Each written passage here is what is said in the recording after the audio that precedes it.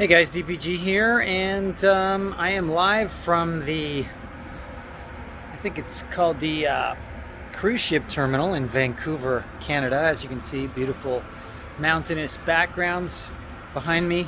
And today I just wanted to share a little client success story that I think you guys can identify with. Guy I was working with up until very recently, we worked together for about 6-7 months. And he was based in New York City, had gone to an acting school, and didn't know what to do after that, right?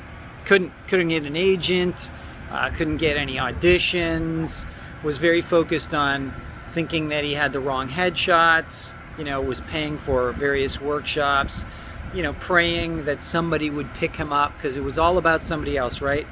Actors really don't understand how much power they actually have. So we started to just delve into who he really is and what he really wants. And he was working at a grocery store, and I said, "So why are you working at a grocery store?" "Well, I need to make money." I said, "Oh, okay. So you need to make money, but you want to be an actor. What industry is acting in?" "Oh, the entertainment business." "Oh, okay. So how would you feel about working in the entertainment business?" "I don't know. I guess I could do that." "Okay, cool. So let's work on that." And we spent some time trying to make some connections with people in the business.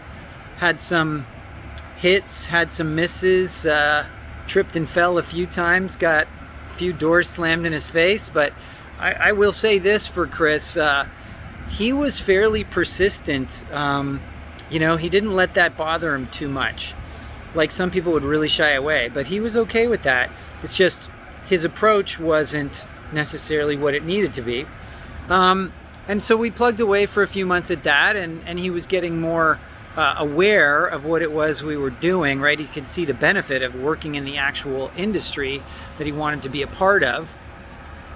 And then, opportunity met preparation, as they call it, luck. He had talked about doing background work, and I said, "Listen, I really don't advocate that because I know a lot of people who have done it and they get stuck doing it. And they never go back to acting because it's just too easy to go spend 12 hours a day on a set, get paid $300 or $400 or whatever it is, and make bracelets or whatever else that you can sell on the side." And I said, "So I don't advocate it, but, if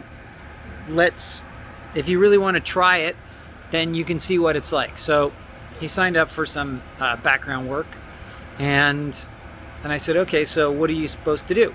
And he goes, "Well, I got to go to production," because this was during the big COVID period, and he had to get tested. And I said, "So where are you going?" And he goes, "So I got to go to this production building."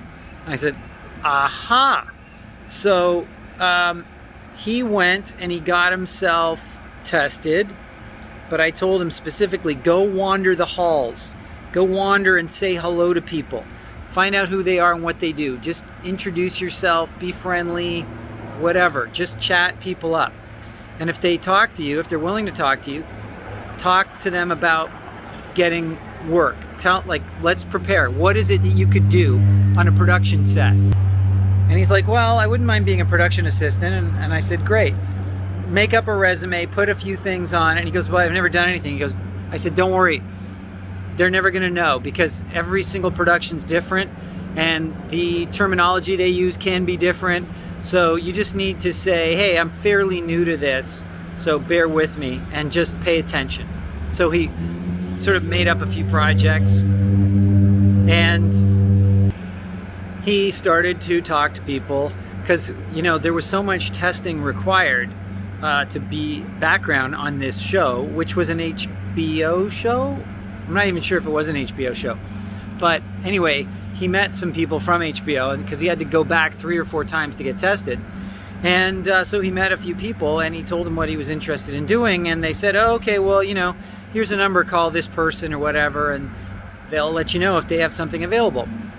And he was like, "Cool." And I think he was really surprised that all of the efforts he had taken to that point hadn't led to too much. And now all of a sudden, he was getting a chance to call somebody in production and be considered. So he called this number, he spoke to this person, they asked him some questions, I told him what to say, and the next thing he knows, he gets hired on an HBO show. And now he's been working there for a few months. He's learned so much about the business. He has met producers and directors because he has been one of the COVID testing people. He's met literally everybody because everybody has to go past him. He has to take their temperature and all of that stuff. And so now they are literally scrambling on a daily basis trying to figure out how to give him an acting job because he wants to get his first acting credit, of course.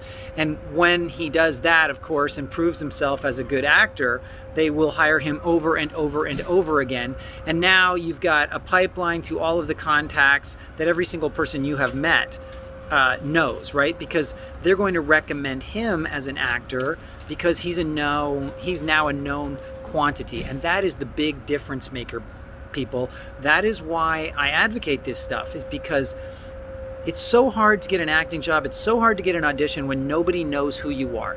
So that's when you got to realize that headshots aren't going to do it for you.